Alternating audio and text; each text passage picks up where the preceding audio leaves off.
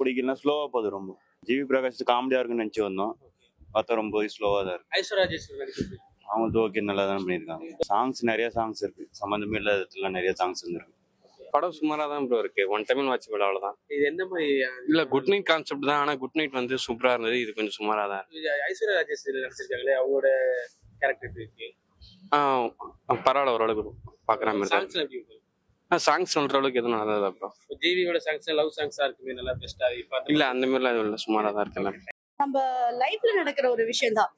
ஒரு விஷயம் தெரியுது, நம்ம அதை எப்படி வந்து அக்செப்ட் பண்ணிட்டு அதை டேக்கிள் பண்ணி எடுத்துட்டு போறோங்கிறது தானே விஷயம். அது நல்லா காமிச்சிருக்காங்க, ஓகே தான். தாராளமா பார்க்கலாம். எல்லாமே ஃபேமிலி ஓரியன்டட் தான், ரொம்ப ரொமான்டிக்காவும் இல்ல, ஓகே தான், நல்லா தான் இருந்துச்சு. ஓகே, நல்லா தான் இருந்துச்சு. பட் ஐஸ்வர்யா வந்து கொஞ்சம் மெச்சூர்டா இருந்த மாதிரி இருந்துச்சு, மெச்சூரிட்டி லுக்கா இருந்துச்சு. பட் ஓகே, நல்லா தான் இருக்கு. ஒன்ஸ் பார்க்கலாம் அவ்வளவுதான்.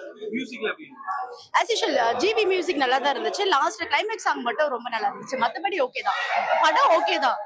தியேட்டர் ஆனா காலியா தான் இருக்கு, காத்து வாங்குது. ஜிவி மியூசிக்ல வர மாதிரி இருக்கு, கடைசியா போய் பாருங்க, நல்லா இருக்கு. ஐஸ்வர்யா ஓகே தான், நல்லா இருந்துச்சு. மியூசிக் சூப்பரா இருந்துச்சு. இல்ல, நான் எமோஷனலா கனெக்ட் ஆகி அழுதுட்டேன். நார்மலா ஒரு கப்பல்ஸ்குள்ள வர ஒரு ப்ராப்ளம் தான் நார்மலா.